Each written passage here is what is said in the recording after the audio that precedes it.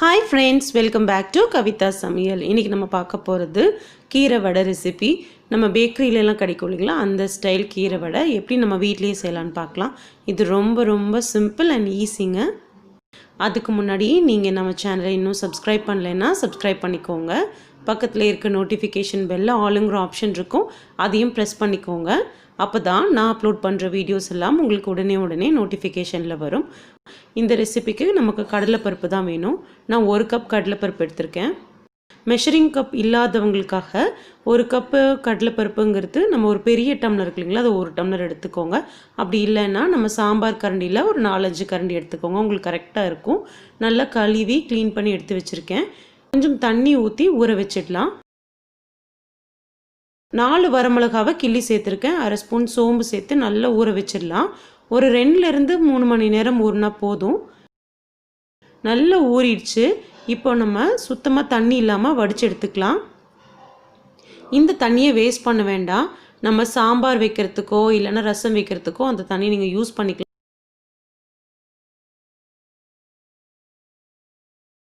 ஒரு மிக்ஸி ஜார்ல கொஞ்சம் கருவேப்பிலை, 4 பல்லு பூண்டு, 1 இன்ச் இஞ்சி, ஒரு 1/2 டீஸ்பூன் சீரகம், அப்புறம் கொஞ்சம் உப்பு சேர்த்து இந்த மாதிரி கொரகொரப்பா அரைச்சு எடுத்துக்கோங்க.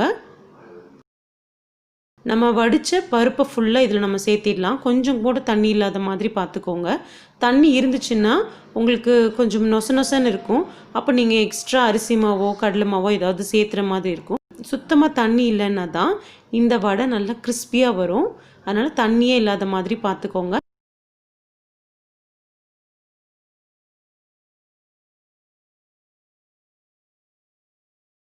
இப்படி கொரகொரப்பா நீங்க அரைச்சு எடுத்துக்கோங்க. நம்ம ஒரு பவுல்ல இத மாத்திடலாம். நான் மிக்ஸில அடிக்கிறதுக்கு முன்னாடி நான் 1 டேபிள் ஸ்பூன் பருப்பை தனியா எடுத்து வச்சிருந்தேன். அந்த பருப்பை இப்போ நான் சேர்த்திக்கிறேன்.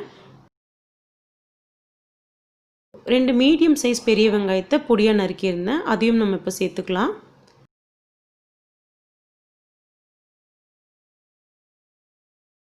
கீரையை நல்லா கழுவி க்ளீன் பண்ணி இந்த மாதிரி ஒரு காட்டன் துணியில பரப்பி வச்சிடுங்க. அப்பதான் சுத்தமா தண்ணி இருக்காது.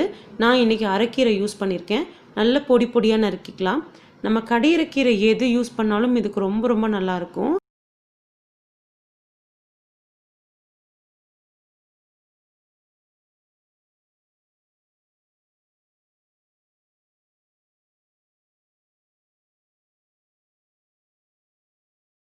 நல்ல பொடியா நறுக்கியாச்சு.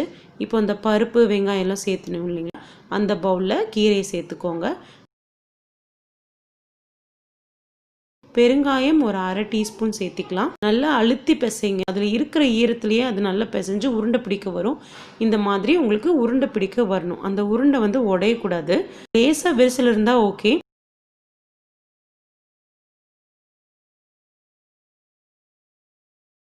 இப்படி உள்ளங்கையில வச்சு பிரஸ் பண்ணோம்னா இந்த ஷேப்ல உங்களுக்கு கிடைக்கும். எனக்கு பெர்ஃபெக்ட்டா வந்திருக்கு. இந்த மாதிரி வடையை ஃபுல்லா தட்டினதுக்கு அப்புறம் நம்ம எண்ணெயில போட்டு பொரிச்சு எடுத்துக்கலாங்க. ஒரு வடையா போட்டு பொரிச்சு எடுத்துக்கோங்க.